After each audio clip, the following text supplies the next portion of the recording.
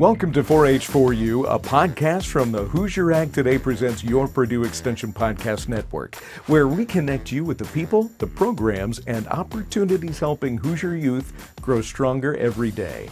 I'm your host, Greg Allen, and today we're talking about one of the most hands-on and heart-shaping parts of youth development, animal science in Indiana 4-H. You know, when most people think of 4-H, they picture show rings and county fairs. But animal science is about so much more than ribbons. It's about responsibility, leadership, and building confidence that lasts a lifetime. Today, we're going to explore how intentional investments are expanding livestock and animal science education, the wide variety of animal projects available, from beef cattle and sheep to rabbits, poultry, and even companion animals, and how youth who don't live on farms can still get involved. Joining me today is Indiana 4-H Animal Science Extension Specialist Courtney Stierwalt. Courtney, thank you so much for joining me today. Absolutely, my pleasure to be here. Okay, we're just going to jump right into it. First question, what exactly is an Animal Science Extension Specialist? It's probably just a fancy title that they made, but in layman's terms, or my terms, as I would call it, is I am the person here at the Indiana State 4-H office who oversees the 4-H animal projects and works to ensure throughout the state that our volunteers and educators have the resources they need to be successful when working in animal-related topics in front of our most important audience, which is our youth, of course. And of course, we're housed here at the wonderful Purdue University, so I work alongside many extension specialists. Mine just happens to be animal science. So I guess really it's a fancy title for cat wrangler. You might say. I haven't had to do that yet, but cats. There could be a day. So let's talk about intentional investments in livestock and animal science education. How is Indiana 4-H merging the two of those things? So, the most important part of 4-H experience is probably that hands-on development, no matter the topic, whether we're talking about cats or we're talking about cake decorating. It's preparing youth to be able to translate those skills into practical life skills. So we're doing that in various ways, but I really want to highlight on those hands-on ways, which would be things like our workshops, our career development events, so judging contest, different opportunities aligning with that. We're also making huge strides in the quality assurance efforts here in the state. So that's really a big piece of what we're doing right now, is ensuring that all of our youth that are engaged in a meat or milk animal project are taking some type of livestock quality care programming. We have our own program we've invested here in the state into. And so we spent a lot of time over the past 4 years really making that a pride project. So what types of animal projects are youth able to participate in through Indiana 4-H? So there are lots of hands-on opportunities physically with the animal, as well as what we like to call static projects. So things that you may not have the space for an animal, or you may not have the opportunity to participate. But we have over 18 species that you can show and exhibit and be a part of, mostly at a county and state level basis. We also have some initiatives that might be unique just to particular counties, but then we are constantly looking for ways to keep youth, again, that maybe don't have access to projects in their home counties, engaged in the projects. So we do have a few opportunities for a few species in which we allow leasing for. So that's really opened the gate for those youth that, let's face it, not everybody has a farm at their fingertips anymore, or access to that. And our goal is to provide access. So figuring out a way to get to yes is kind of my motto, and my role is finding a way for a youth that wants the experience, wants an animal project. How do we help them achieve that? And so, that takes a lot of grit, effort, and working both at the local and state levels to figuring out what those access points look like. 18 different species. Okay, it Yes. would really And impress me. that's just at the state fair. There's actually more Okay, than that. okay, okay. So can you name all 18? Go. Beef, sheep, swine, dairy, goat, rabbit, poultry, pocket pets, ferrets, which include in pocket pets, horse and pony. Let's see, what else do we have? You really put me on the spot here. Pygmy goats. I'm going to forget one, and I'm not going to ever forgetting it. Beef cattle, dairy beef, cat, dog, llama. That is I impressive. I wasn't counting. I I should have been I counting. have a way that I rattle them through my brain, and so I totally did it out of order though. So I think I screwed it up. But you get the sense that there's really an opportunity for a lot of youth that might not traditionally think of it. I mean, Sure. I, for instance, never owned a pocket pet or a ferret, but I know that's something that a lot of youth have access to and can raise or have in town in their homes. And obviously, cats and dogs are another large Yeah. one that teach a lot of incredible skills to our youth, and that's truly what it's about. Is those animals are just the teaching tool for the gateway of opportunities that will be presented to them through this program, and those skills that they learn through investing their time and efforts into them are ones that we hope that will translate throughout the rest of their lives. Explain pocket pet. What is a pocket So pet? gerbils, hamsters, like I said, ferrets, I rattled that one off. I may have a fear of ferrets, just to be completely transparent. Okay, Um, good to but know. they are an option that youth participate in, and I love that for them and their experience. So basically, that's what we could constitute a pocket pet. Rabbits have their own category, but sometimes you'll find rabbits in cavies in counties that might show in that if they're more of like a pet type animal. Are there any kind of species that are an absolute no-no or that you've never even really dealt with? Let's So say we would have alligators. to work with the Department of Natural Resources on some of our reptilian type species Okay, that we've had some questions on. I should mention we also allow like birds and pocket pets as well, but okay. there are some like exotics that we might have to raise the level of questioning. But I haven't stumbled across any that shouldn't be where they're supposed to be yet, so that's a good thing. So, Courtney, you have briefly touched on this, but let's get more into the weeds on.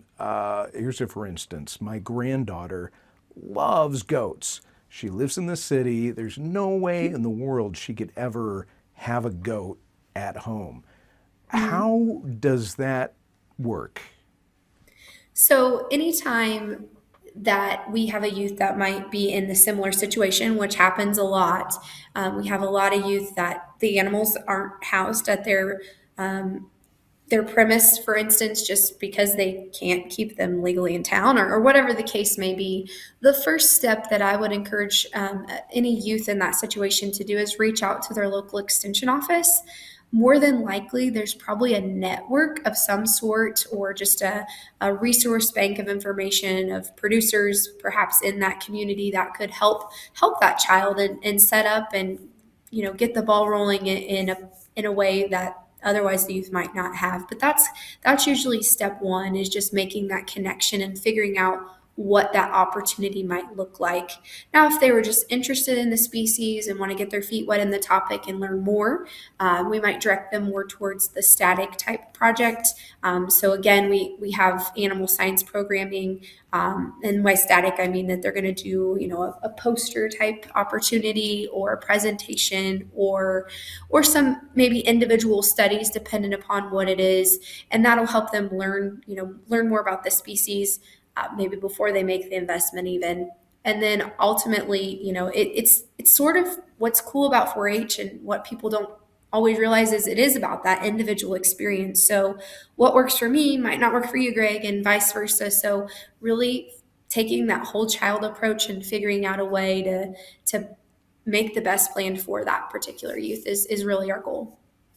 That's really cool that that's incorporated in the entire 4-H network, that you have this pool of producers or people that are involved with animals that are more than willing to take on a youth and take somebody under their wing and show them, what it's like and that sort of thing. I love that. Yeah, once it's in your blood, it doesn't tend to go away. So there are usually lots of willing folks that want to help a child have the experience similar to what they have. We're talking with Courtney Stierwalt, Indiana 4-H Animal Science Extension Specialist, and we got to take a short break here, Courtney. But when we come back, we're going to talk about how you can get involved if you have interest in it, in the animals aspect of what would you call it? The animal science wing of 4-H. Yeah. When we return, stand by. Farming isn't just a job, it's the foundation of life. Farmers feed us, fuel our future, and pass down traditions built on hope and hard work. At Farm Credit Mid-America, we know farming is more than a profession, it's a legacy. That's why we stand shoulder to shoulder with farmers, offering agricultural loans, insurance, and education. Because we're not just here for farmers, we're owned by them. Farming matters, and we're proud to honor it every day.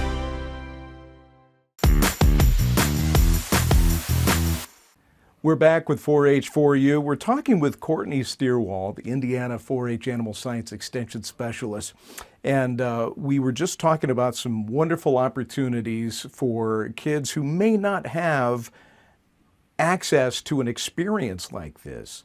And how cool it is that you have just this network, this pool of producers that are willing and able to show these kids and connect them with that kind of experience. But what are some of the most impactful life skills that you see youth gain through animal projects and doing these things?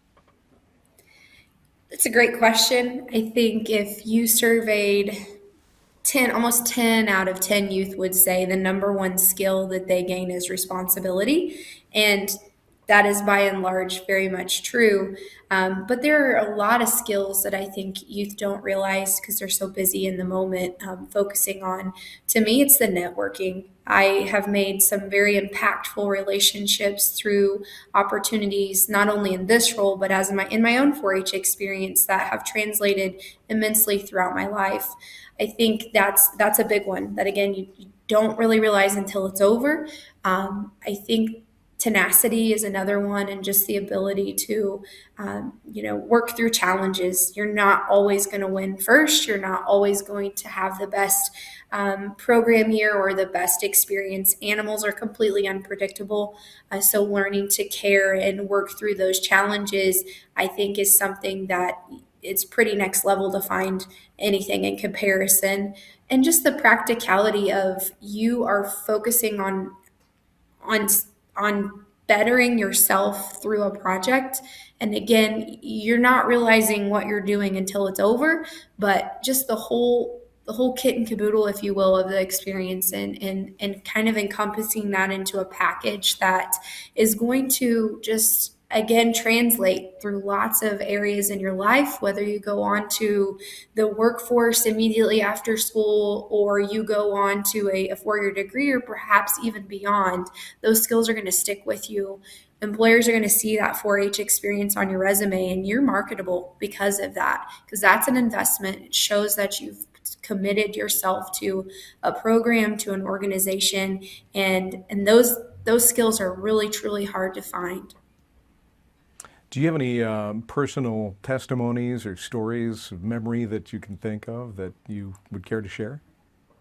About my 4-H experience, or just in general with youth, or yours, or maybe you had a hand in helping someone yeah. experience So these things? I have lots of stories, Greg, but I would say, I was fortunate enough to grow up in a multi-generational 4-H family. My mom was a 4-H educator when I was very, very young. And so this is something that has just been second nature to me.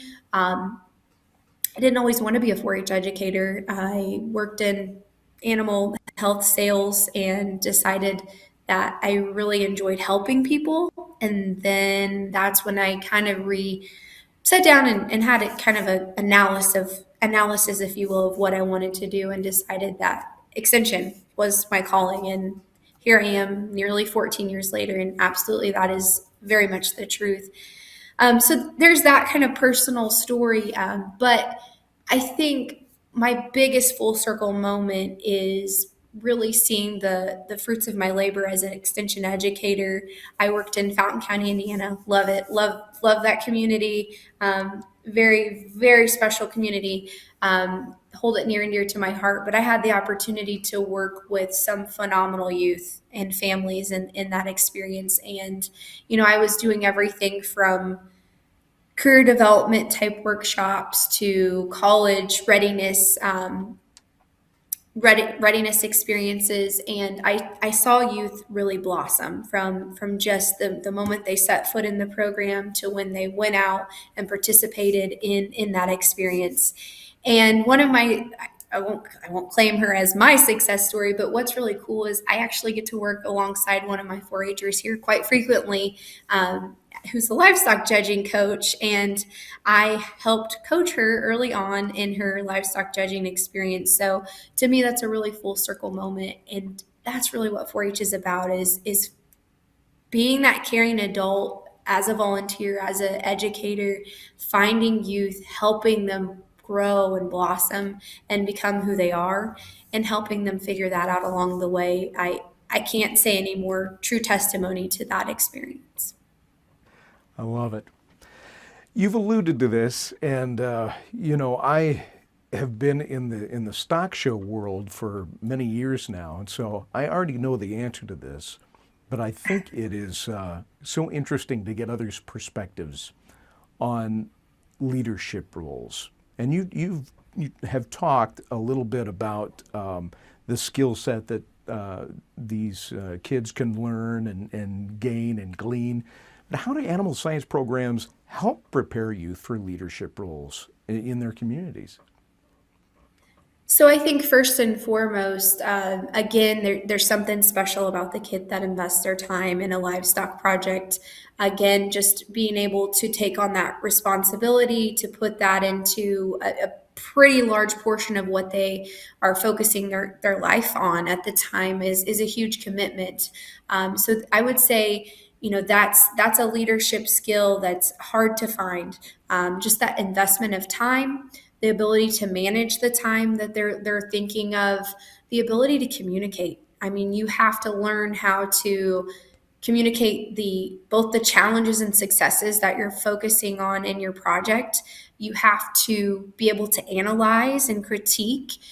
So the problem solving skills that are involved in that, who wouldn't want a leader that can't problem solve or communicate? Those are huge portions of what I would want in a leader, I believe, as well as someone that can just work with people that may not think like you or be like you, but the ability to adapt and, be open-minded to different ideals, which you're going to be, again, in the 4-H program. You're going to meet different youth, but you're also going to be engaged in a project, and you might find one day that a judge doesn't like your animal as much as you do, and the ability to handle that critique and move forward in a positive manner based upon that. So being able to handle constructive criticism and defeat at the end of the day, those are skills that I think are immensely important in leadership, and again, why our youth go on to be leaders.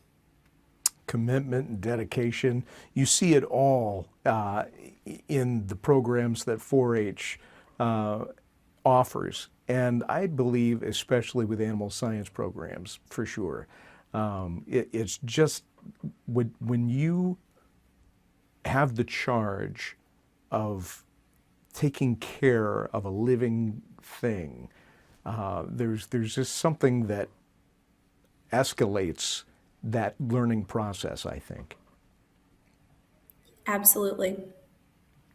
All right. Well, okay. Let's say somebody's listening right now or watching right now, and they're like, This sounds awesome. I want to get involved. Where do I go? What do I do? So if you are interested in participating, and we would love to have you, the doors are always open and everyone is welcome. Please check out your local Purdue Extension office. You can do a quick Google search and make sure you specify your county. Although if for some reason you get backlogged in Google Land and you need assistance with that, feel free to contact the state 4-H office and we'll be happy to direct you. But that's the best place to start.